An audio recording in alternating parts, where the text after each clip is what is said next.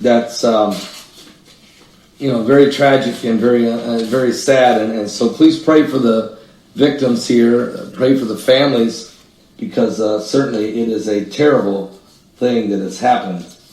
No question about it.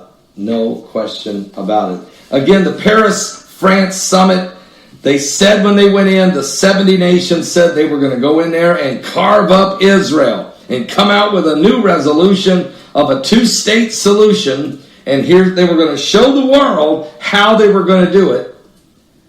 And they also said they were going to send a reprimand to President Donald Trump, a warning to him that he better not move the U.S. Embassy from Tel Aviv to Jerusalem like he's been saying. Even though the Congress voted to do this in 1995, and every president since then, every 6 months, has signed a 6-month stay for national security reasons. And who's done that? Well, Bill Clinton did that. Then George W. Bush did that his whole 8 years. And then Barack Obama's done that his whole 8 years, including Obama just did it in December. So in other words, Trump can't move the embassy until at least May, sometime in May of this year. And he is saying he's going to move it. And Senator Ted Cruz has put another bill on the floor of the Congress, of the Senate, saying, we got to move this thing. It's been 22 years. We got to move this thing. What are we doing? Israel, Jerusalem's the capital of Israel. What's so hard to understand? And I think that the appeasement. What have we got out of it so far? All this appeasement. Has the world safer in the Middle East than it was? It's totally in a state of chaos. Obviously, appeasing doesn't work. Strength is the only thing that works. Do what's right is the only thing that works. It always has been, it always will be. Doesn't mean you're not going to have opposition. Doesn't mean you're not going to have confrontation. But it's still the only thing that works. And so, as we go forward, so what came out of there?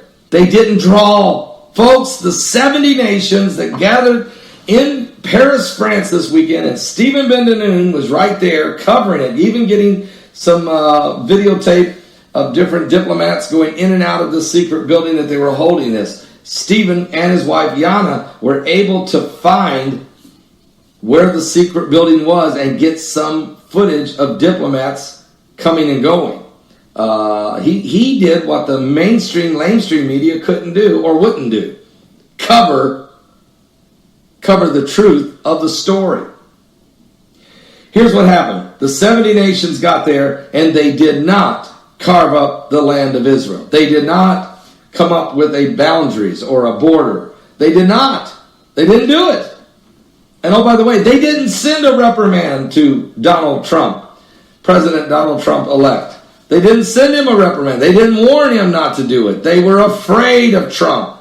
They're afraid of Israel. They're afraid of Benjamin Netanyahu. And so these guys did nothing. Now, I believe prayer had a lot to do with it. I believe that you guys pray, and I truly, Heidi, I truly believe that the power of prayer made a difference in the Paris summit. No doubt in my mind that it may have been the main thing that held back this move. But it won't stop it completely. You can know this. They will regroup.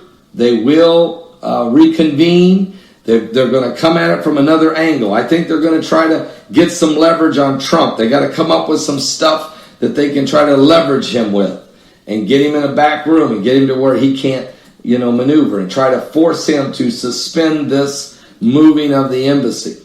I can tell you one thing Trump did this morning. All of the ambassadors to every nation in the world has been told to leave their positions and come back to America. Trump is not going to let them just sit around until he replaces each one individually for another 6 months. He is saying, come on back, I'm putting new people in right away. So y'all come on home because I'm not, we're putting new people in who understand our worldview. And it's obvious that the Trump worldview is not the same as the Obama worldview. So Trump is calling them all in and saying, you guys might as well come on in. We're not going to play this game. There's a new sheriff in town. There's a new way of operating, and it's not the old way.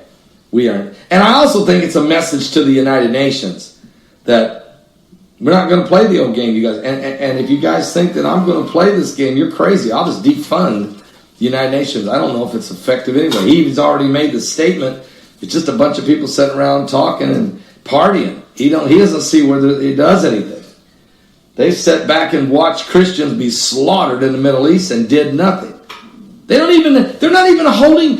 You would have thought this peace summit would have been about the Middle East. You want to know, is Israel situation in Israel the biggest problem in the Middle East? You would think this summit would have been about ISIS cutting people's heads off and crucifying people in the streets and literally and the confusion that's been going on. Why wasn't that? That's what these guys should have been meeting about. They should have been dealing with the real problems, the ugliness, the murder, the madness, the mayhem, the meanness, the misguided messengers out of Mecca, and they should have been dealing with this. But they were dealing with something that's right now status quo. It's been that way for a long. I mean, look, what are you doing? So, wow, are you serious?